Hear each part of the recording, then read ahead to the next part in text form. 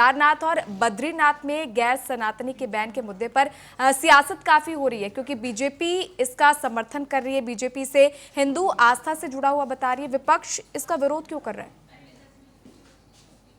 देखिए, पहली स्थिति यह है कि विपक्ष इसका विरोध नहीं कर रहा है। विपक्ष ने क्योंकि ये काम सत्ता पक्ष द्वारा नहीं किया गया है।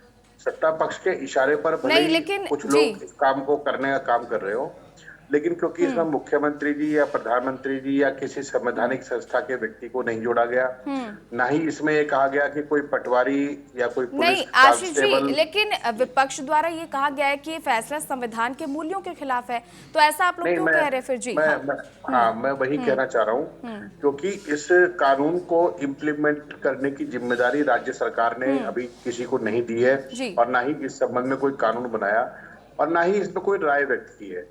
मुख्यमंत्री जी कहीं बयान दे रहे हैं, उसकी मैं कोई संवैधानिक महत्व नहीं समझता, इसलिए ऐसा कोई लॉजिक नहीं है। दूसरा, राज्य सरकार को चाहिए कि जो कानून पहले से लागू है और जिस पर पहले से ही आम सहमति है।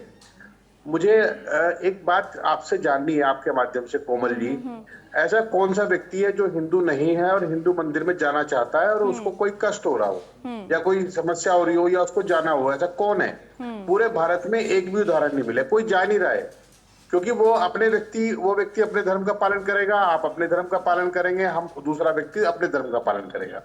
तो सब अपने अपने धर्म का पालन करते हुए अपने धर्म स्थल में जा रहे हैं। वो उनकी निजी आस्था है, और धर्म का पालन करना हर व्यक्ति की निजी आस्था है। इसमें किसी सरकार से या किसी भाजपा वाले से या किसी ऐसे व्यक्ति से जिसको अपॉइंट किया गया हो, मंदिर समिति में बिठाया गया हो, तो उनसे राय लेने की कोई जरूरत नहीं है।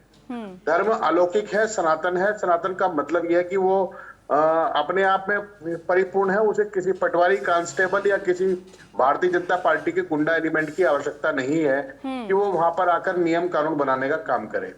हम इस तरह के नियम कानून बनाने की प्रक्रिया में किसी भी समिति के उपयोग के या उनकी भागीदारी को खारिज करने का काम करते हैं, क्योंकि धर्म आस्था का विषय है। जिसकी आस्था होगी वो चला जाएगा, और अगर किसी की आस्था है या नहीं है, ऐसा कोई थर्मामीटर अभी इन्होंने अपनी रिसर्च लैब में बनाया नहीं है। और समस्या किसको आएगी, कष्ट किसको होगा, हमारी आवाज क्यों उठ रही है?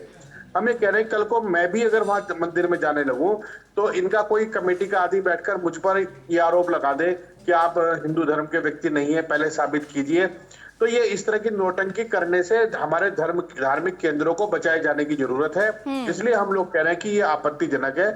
इस तरह की बात करना कोई लॉजिक नहीं है। मंदिर के पुजारी और मंदिर की समिति का काम अगर केवल उसमें आने वाले दान को वसूलना ही रह गया है, तो माफ करना, मैं तो एक दो लाइन कहकर अपने आप को इस तरह की किसी भी प्रक्रिया से अलग करूंगा कि जहां धर्म एक धंधा है, वहां पढ़ा लिखा भी अंधा है। कोई व्यक्ति धर्म को धंधा बनाने की कोशिश करेगा तो हम उसकी आलोचना जरूर करेंगे, लेकिन इससे ज्यादा हम कुछ बिगाड़ने की सोचेंगे भी नहीं।